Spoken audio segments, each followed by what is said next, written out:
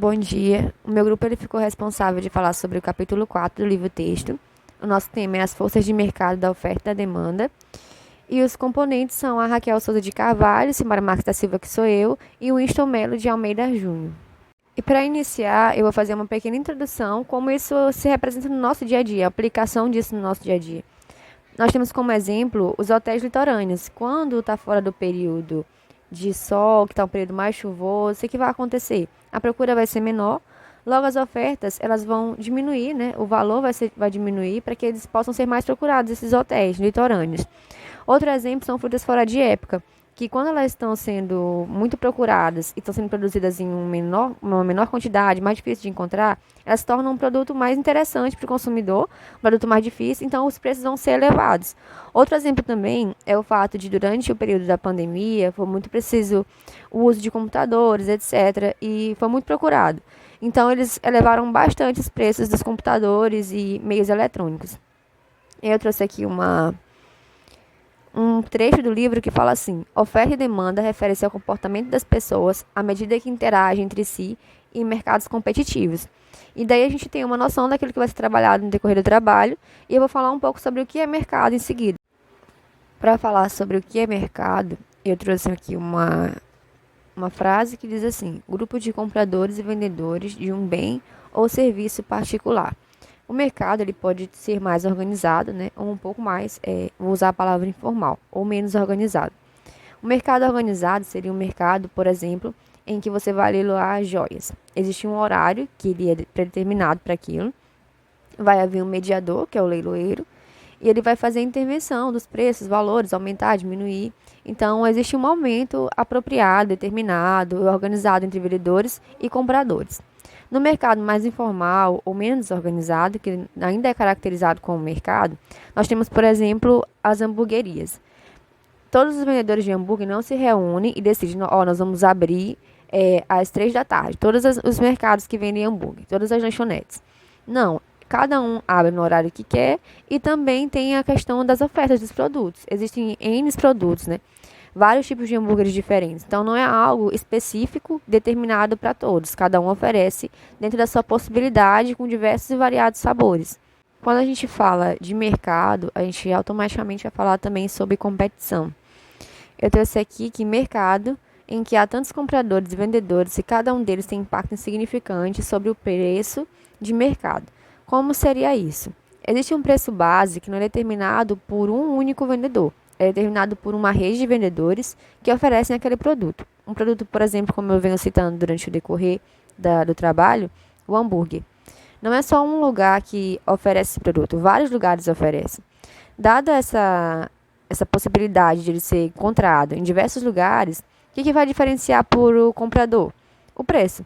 Então, o preço ele tem que ser base para que os vendedores eles não percam a oportunidade de vender. Por exemplo, se eu chego a um local em que um hambúrguer, por exemplo, de periferia é R$ 25, sendo que normal nessa periferia, neste bairro, seria R$ 15. Qual o local que o comprador ele vai preferir? O de R$ 25 ou o de 15?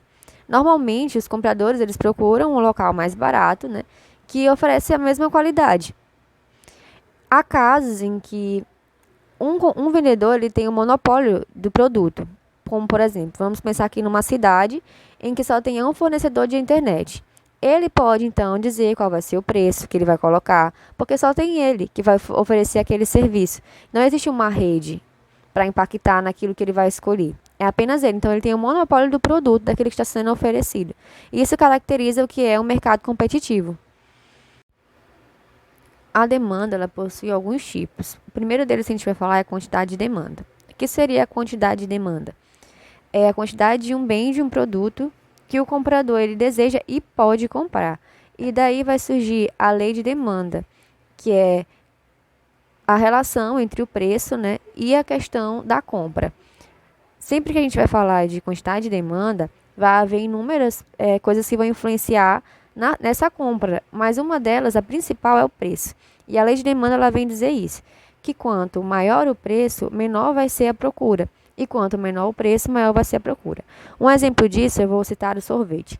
Se eu tenho um preço base, como eu falei anteriormente, que existia um preço base, de R$ 3,50 por uma bola de sorvete. E essa bola de sorvete passa a valer R$ 20. A procura ela vai aumentar ou vai diminuir, já que a bola de sorvete aumentou tanto? A procura ela vai diminuir. E as pessoas podem até procurar formas alternativas de substituir o sorvete, formas criativas, para não ter que gastar todo esse valor, já que o valor do produto aumentou muito. Então a gente percebe que sempre que um produto ele aumenta o seu valor, vai haver também uma diminuição da sua procura. A escala de demanda vai ser justamente uma tabela que relaciona essas duas coisas, e a curva de demanda vai ser a linha do gráfico que relaciona as duas coisas, preço e procura.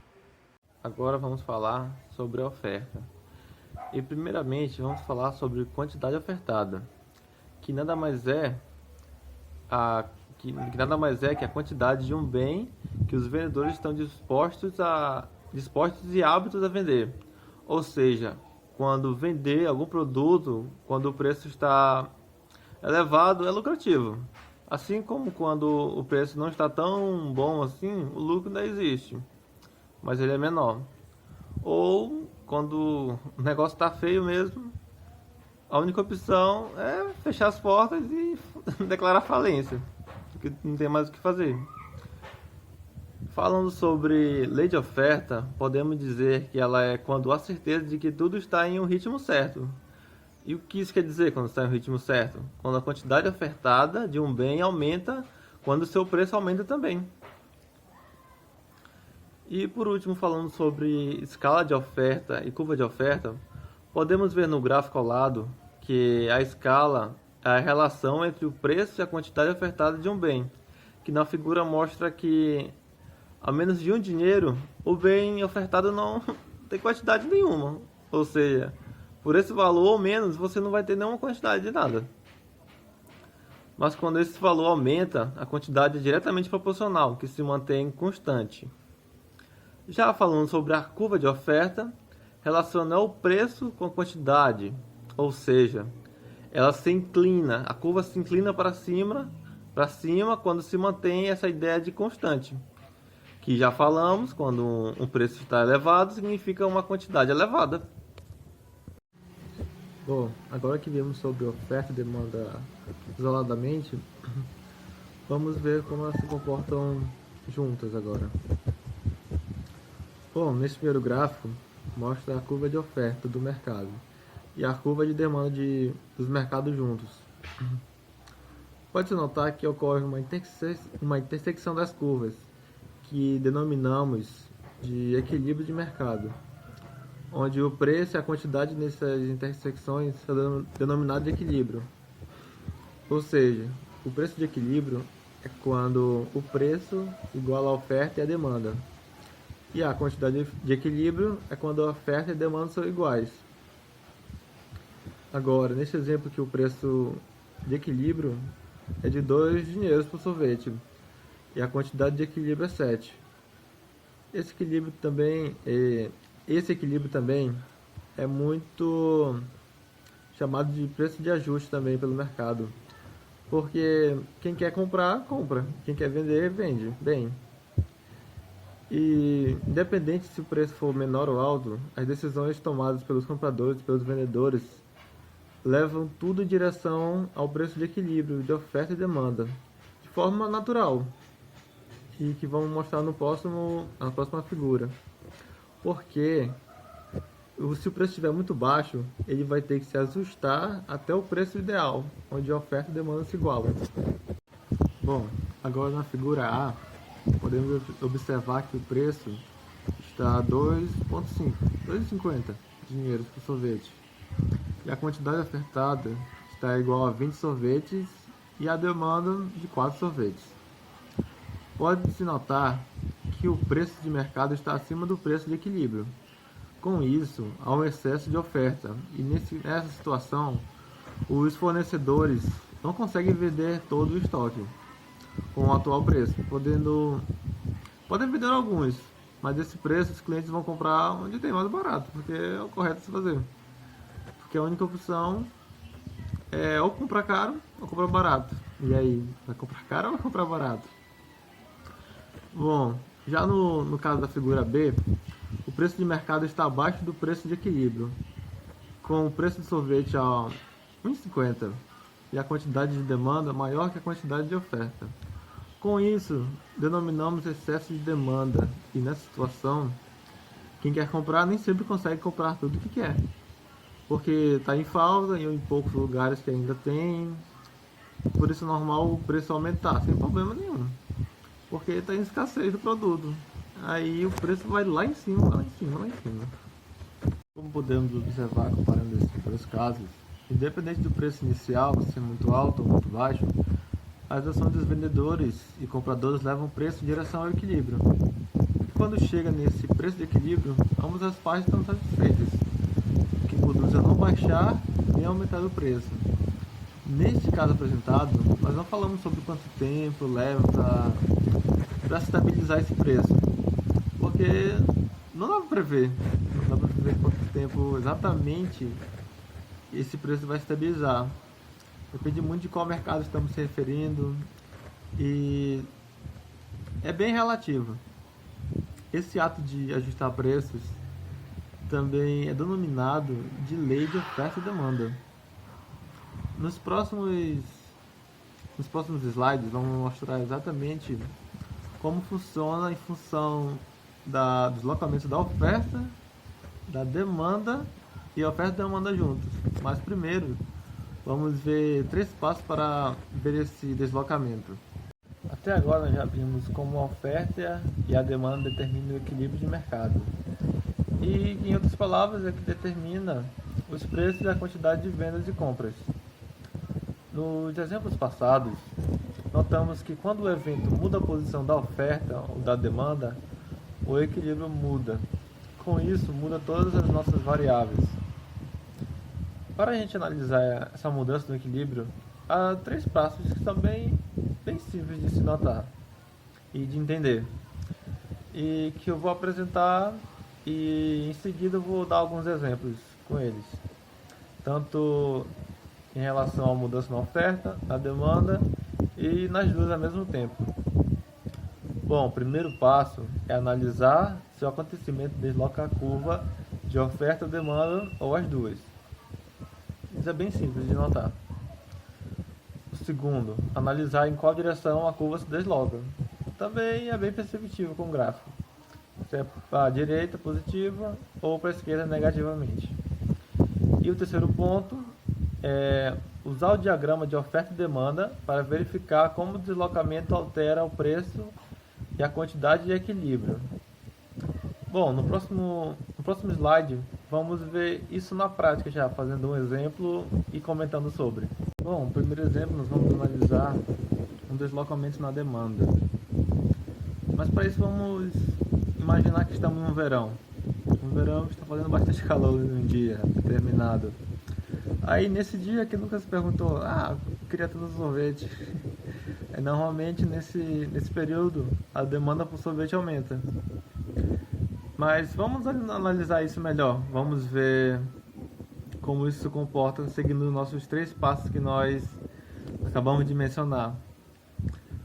Bom, essa onda de calor afeta a demanda por sorvete. E as pessoas nesse momento quase que aceitam pagar qualquer valor pelo sorvete. Mas não que seja um absurdo assim tão grande. Uma leve subida no preço. O que faz a curva de oferta não se alterar devido ao calor não afetar diretamente as empresas que vendem o sorvete. Bom, vamos para o segundo passo agora. Como a demanda vai aumentar o deslocamento para a direita, nós podemos ver na figura 10, onde está o D1 e D2, ou seja, ela partiu do D1 foi parar em D2, onde ela ficou após essa onda de calor no D2.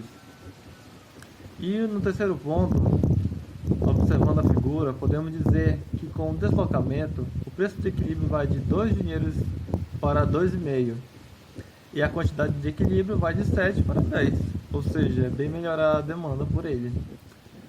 Agora, em relação à oferta, ela não se alterou devido a ter ocorrido apenas uma mudança na quantidade ofertada, o que gerou um aumento na procura pelo produto e o equilíbrio apenas naquele momento, porque é um evento que não é previsível. uma onda de calor pode chegar hoje, amanhã talvez não, e no outro dia talvez sim. Por isso que não altera a oferta. Agora um exemplo de deslocamento na oferta. Mas vamos imaginar assim, que em outro verão, o verão foi muito intenso, que a safra de cana-de-açúcar não foi a esperada, porque muitos morreram, muitos não conseguiram crescer bastante, como na safra do ano passado. Aí o que isso faz? Vai aumentar o preço no açúcar. E o que isso vai causar na nossa venda de sorvetes? Vamos ver. No primeiro passo, essa mudança de preço vai causar um deslocamento na curva de oferta, porque vai aumentar o custo de produção do sorvete e vai reduzir a quantidade de sorvetes que serão reduzidos e será vendido a qualquer preço. A demanda não muda porque a diminuição na oferta não influenciou no desejo das pessoas de querer sorvete. Ou seja, tá calor, quero sorvete. Sorvete tem, mas tem pouco. O preço pode estar um pouco alto, mas não quero sorvete. Na figura 11, nós podemos notar que O1 vai para O2, o deslocamento para a esquerda. E independente do preço, a quantidade total que as empresas querem vender é menor. E olhando para o ponto 3, olhando rapidamente para a figura, é fácil notar que como o preço aumenta, o preço do açúcar aumenta, o preço do sorvete aumenta também. E a quantidade de equilíbrio cai para 4, porque já que aumentou o preço do sorvete, vai cair um pouco a quantidade de equilíbrio. Porque pessoas podem achar caro, podem achar que não vale a pena o sorvete porque dá muito caro nessa época. Bom, nós já vimos uma mudança no equilíbrio em relação à oferta e em relação à demanda. Agora vamos ver em relação à oferta e à demanda. Vamos imaginar que em outro verão tá fazendo calor, muito calor, e tá tendo um furacão também. Só para radicalizar um pouco. Aí o calor vai aumentar a demanda. E o furacão pode ter pegado na safra de cana-de-açúcar, o que pode ter feito aumentar o preço novamente. Aí aumentou o preço da demanda, ou aumentou a demanda e aumentou o preço do açúcar. O que isso vai causar agora? Vamos dar uma olhada aqui nos passos. O calor vai afetar a demanda de sorvetes, como já falei. E, paralelamente, o furacão vai afetar o preço do açúcar, que causa um deslocamento na oferta. Ou seja, vai ter um deslocamento na demanda e na oferta, como eu já havia falado. Bom, os deslocamentos mudam igual aos dois últimos exemplos que eu dei, na mesma direção. Ou seja, a demanda vai para a direita e a oferta vai para a esquerda, como está expresso na figura 12. Bom, como podemos perceber, há duas possibilidades, como está na figura apresentada. Tem um caminho A, que a demanda aumenta substancialmente enquanto a oferta tem uma redução significativa, e a quantidade de equilíbrio também aumenta. Agora, no caso B, a oferta reduz substancialmente e a demanda aumenta um pouco, e a quantidade de equilíbrio diminui. Em ambos os casos, o preço de equilíbrio aumenta, portanto, esses dois eventos vão, de certa forma, elevar os preços do sorvete. Mas a quantidade vendida é bem relativa, porque não tem como prever isso. Então, pessoal, neste capítulo nós vimos sobre oferta e demanda em um único mercado, mas se aplica da mesma forma para a maioria dos mercados. Isso me faz lembrar, me chamou muita atenção esse capítulo, porque eu já vivi isso na prática. Eu já trabalhei em supermercado, eu vi como esse preço sobe e diminui, dependendo da época do ano, dependendo do mês, dependendo de vários fatores. E realmente o preço de equilíbrio ele vai se moldando conforme vai passando os dias. Porque às vezes no supermercado que eu trabalhava, lá, digamos que um dia o preço estava X, aí em outro lugar o preço estava menor. Aí o que acontecia? A gente tinha que abaixar, porque o preço do produto também baixou. E na outra loja ele baixava mais rápido ainda. Quando já via que o preço já tinha caído, eles abaixavam na hora. O que levava nós a baixar também, porque senão a gente acabava não vendendo nada. Porque o nosso produto ia ficar lá, ia comprar onde tinha mais barato. E é basicamente isso. E se você quiser colaborar com alguma coisa, alguma experiência já passada parecida com essa, de ver o preço subindo e descendo assim, pode comentar. E isso é meu muito obrigado, eu agradeço a atenção de cada um.